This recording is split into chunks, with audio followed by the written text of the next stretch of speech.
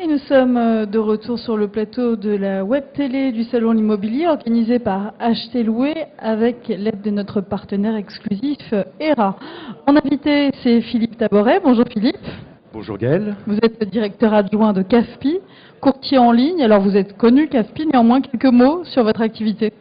Alors, CAFPI fête ses 40 ans l'année prochaine. Bon anniversaire. CAFPI donc, est courtier en crédit immobilier. Notre rôle, c'est d'aider les acquéreurs à bien emprunter. Ça marche très bien votre activité, enfin les courtiers en général. Comment vous expliquez ce succès vraiment auprès du grand public? Nous marquons la différence sur la volonté d'accompagner les clients dans sa démarche, une démarche qui est de plus en plus compliquée, anxiogène, obtenir un crédit rapidement aux meilleures conditions. Et puis maintenant avec l'assurance qui accompagne l'emprunt immobilier, ça devient encore plus compliqué. Donc notre rôle, bien sûr, c'est de prendre en charge toutes ces difficultés pour faciliter le parcours d'acquisition de l'emprunteur ou de l'acheteur. Concrètement, quel est l'intérêt de passer par un courtier plutôt que par sa banque? Alors avec un courtier, l'emprunteur est certain d'avoir l'ensemble des conseils, c'est-à-dire de savoir exactement ce à quoi il a le droit pour son crédit. Les prêts réglementés, les aides, les solutions diverses existantes sur le marché. Simplement, puisque nous avons le panel le plus large possible des banques, nous travaillons quasiment avec toutes les banques, nous connaissons donc toutes les offres de ces banques et pouvons choisir la plus pertinente en fonction du projet du client. Et puis la deuxième étape, c'est bien sûr la négociation. En tant que courtier, nous traitons d'énormes volumes de crédit, donc ça nous permet d'obtenir des solutions ou des conditions un peu plus avantageuses chez certains banquiers qui veulent à un moment un peu pousser leur offre de crédit immobilier. Est-ce qu'il y a un profil type de votre clientèle ou c'est un petit peu varié? Non, on est vraiment à la disposition de tous les emprunteurs en fonction de sa recherche. Alors ça peut être, comme on l'a dit tout à l'heure, une recherche de conditions, une recherche de solutions, ou alors simplement un gain de temps, une prise en charge. Je n'ai pas le temps de m'en occuper et je préfère confier cette mission à quelqu'un. Auquel cas, le client trouvera chez nous, donc ça peut être toutes les catégories d'emprunteurs. Alors certes, beaucoup de primo-accédants, de jeunes qui sont en quête de solutions les plus pointues, les longues durées, les emprunts importants, puis les taux les plus faibles possibles, et qui sont mobiles aussi, qu'on arrive à amener dans d'autres banques où là on optimise les solutions de financement proposées. Depuis quelques mois, le marché semble véritablement reprendre des couleurs. Est-ce que vous le ressentez chez CAFPI? Oui, bien sûr, énormément. Juste un chiffre, l'année dernière, le marché globalement a produit à peu près 110 milliards d'euros de nouveaux crédits immobiliers mis en place. Cette année, on rejoint les chiffres de l'année précédente, c'est-à-dire l'année 2008, qui devrait avoisiner les 145-150 milliards. Donc vous voyez, on a une progression de plus de 40% du marché de la distribution des crédits. Alors CAFPI, forcément, vous êtes courtier, donc je ne peux pas ne pas vous poser la question des taux d'intérêt. Bien sûr, je ne vous demande pas de sortir votre boule de cristal. On le sait, les taux d'intérêt sont historiquement bas. Ils ont même baissé, si je ne m'abuse encore, un petit peu ces dernières semaines. Une remontée brutale est-elle à craindre ou c'est hautement improbable? Tout dépend de l'échéance. Dans 10 ans, je ne sais pas où seront les taux. Sans plaisanter, en tout cas d'ici la fin de l'année, les taux vont rester indiscutablement bas. Tous les spécialistes et partenaires affirment à peu près les mêmes choses. Début d'année prochaine, il n'y a pas de raison après qu'ils augmentent. Il faudrait que l'économie, pour que cela se retourne, il faudrait que l'inflation, il faudrait qu'il y ait des choses qui changent, que le pouvoir d'achat augmente. Enfin, il faudrait vraiment qu'il y ait des événements nouveaux qui se produisent. Et on sait que l'économie est plutôt atone, les bourses se portent mal, donc les taux indicateurs restent bas. Si les taux indicateurs, donc taux de la BCE et obligations du Trésor restent bas, les taux d'intérêt aux particuliers resteront bas. D'accord. Est-ce que éventuellement vous auriez un ou deux chiffres à nous donner aujourd'hui sur voilà, quel taux pour 15 ans, 20 ans, 25 ans? On emprunte grosso modo hors assurance, un taux hors assurance. En taux fixe, on emprunte entre 3 et 3,50 sur 15-20 ans. On peut passer la barre des 3,50 au-delà, 25-30 ans. D'accord. Alors, à la une de l'actualité, évidemment, la refonte du dispositif d'aide à l'accession à la propriété avec ce nouveau prêt à taux zéro, le PTZ+. Quel est votre regard? Il arrive donc au 1er janvier. Est-ce que vous pensez que c'est une bonne mesure? J'ai toujours dit que les mesures, ce type d'aide, favorisaient à un instant T l'accession à la propriété en aidant les gens grâce à des avantages sur leur financement à réaliser leur rêve d'accession. Cependant, à terme, ça se transformait toujours en plus-value pour les vendeurs. Ça, c'est quelque chose que j'exprime toujours, puisque on est en France dans un marché tendu où, en tout cas sur les marchés tendus, il manque d'offres. Donc dans tous les cas, quand il n'y a pas assez d'offres et beaucoup de demandes, bien évidemment les prix montent. Et je crains que ce PTZ, comme tous les autres, à terme, fasse à nouveau augmenter les prix sur ce marché tendu. Je ne pense pas que la solution de la crise du logement en France passe par des aides. Malgré tout, il en faut. Je ne dis pas qu'ils ne sont pas bonnes. Il en faut, mais c'est pas le problème n'est pas là. Alors quel est ce nouveau PTZ pour en dire deux mots? Il est un peu plus social, puisqu'on a à la fois déplafonné les revenus pour en bénéficier, mais en même temps limité par le biais des zones ou de la formule de calcul, plutôt son bénéfice au profit des familles les moins riches, on va dire.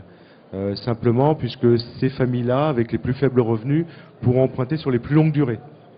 Et un prêt à taux zéro remboursé et amorti plutôt, puisqu'il n'y a pas d'intérêt, remboursé et amorti sur des longues durées, permet un capital d'emprunt global plus important, sans être trop complexe.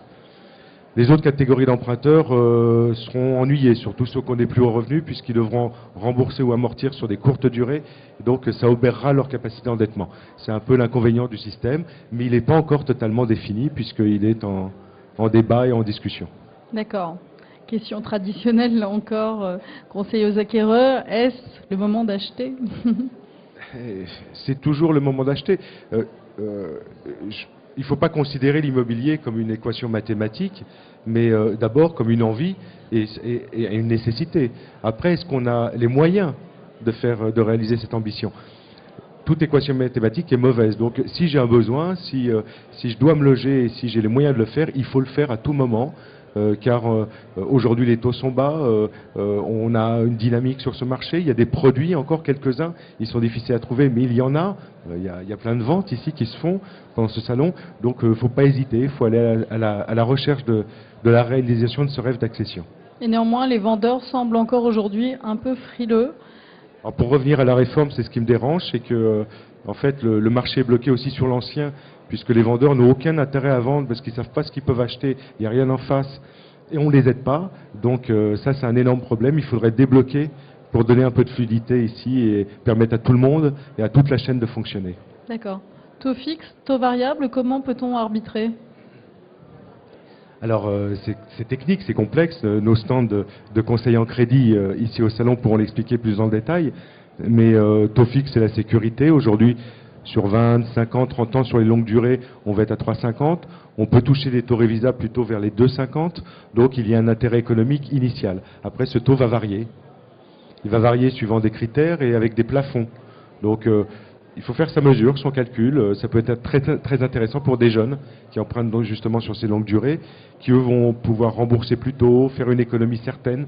Donc un crédit pour chaque personne, je crois que c'est comme ça qu'il faut l'envisager. D'accord, vous faites vraiment du sur-mesure selon le profil des Oui, acquéreurs? on fait du sur-mesure parce que toutes ces aides dont on a parlé, les formules de crédit existantes, les durées diverses, les solutions proposées par toutes les banques existantes sur ce marché permettent effectivement de faire du sur-mesure. Et tout ceci a été compliqué par la réforme de Madame Lagarde, ministre, qui a obligé, on va dire, même si elle l'était déjà, les banques à séparer le contrat d'assurance du contrat de crédit. Aujourd'hui, on doit, quand on fait un prêt immobilier, aussi choisir son contrat d'assurance de couverture, qui est rendu obligatoire par les banquiers, c'est nécessaire. Mais on peut aller chez un assureur. Ça devient très complexe, il y a 2 contrats à vérifier. Avant, le banquier intégrait dans son offre l'assurance, ce n'est plus le cas. Donc là, on a besoin effectivement de voir tout le panel, de choisir en fonction de son âge, de son profil, de son projet, la solution qui s'adapte le mieux. Et justement, pour son assurance, comment on choisit? Vous aiguillez vos clients de quelle manière, en fait? Alors, les banques elles-mêmes ont toujours une offre d'assurance, mais on peut aller voir un assureur qui va proposer une couverture emprunteur, hein, c'est une assurance spéciale qui couvre le crédit et donc la banque. Et nous, courtiers, bien sûr, nous avons les 2 panels, l'offre bancaire et l'offre assureur. On a des partenaires dans ces 2 domaines et on peut coupler les 2. C'est ça aussi l'intérêt de la facilité de montage.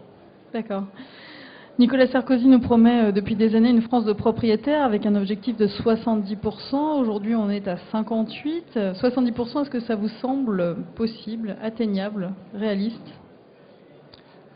Moi, j'aime bien cette idée parce que, pas parce que je fais ce métier, mais simplement parce que ça réaliserait le rêve des Français. Le rêve des Français, c'est quand même d'avoir, enfin, pas tous les Français, hein, tout le monde n'est pas obligé d'être propriétaire. Ben voilà, on est en plein dedans. J'arrive. Je En vais tout vous cas, libérer. ceux qui veulent, il y a beaucoup plus de Français que 58% aujourd'hui de propriétaires qui souhaitent accéder à la propriété, avoir un toit. On vit une période critique économiquement et anxiogène, et c'est une façon d'y répondre. Le toit de la retraite, quelque chose à donner à ses enfants, et puis une sécurité. Une fois que j'ai payé mon crédit, je suis chez moi, on ne pourra pas me virer. Donc c'est quand même rassurant dans une période économique où le chômage, ces problèmes de retraite, etc., nous plombent un peu le moral. Donc réaliser ce rêve, moi je suis d'accord avec M. Sarkozy, il faut pouvoir y arriver.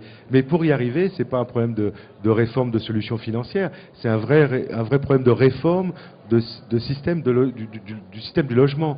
Il faut réunir les forces en présence pour permettre de libérer.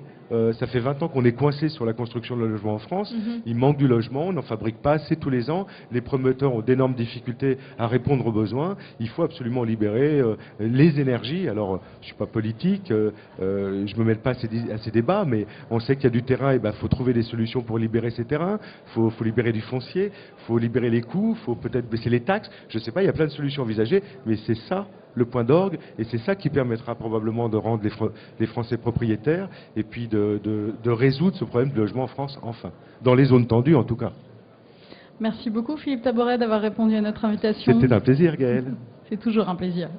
Dans quelques instants, le journal de l'immobilier vous est présenté par la charmante Anaïs Baïdemire. Ne ratez pas ce rendez-vous. À tout à l'heure.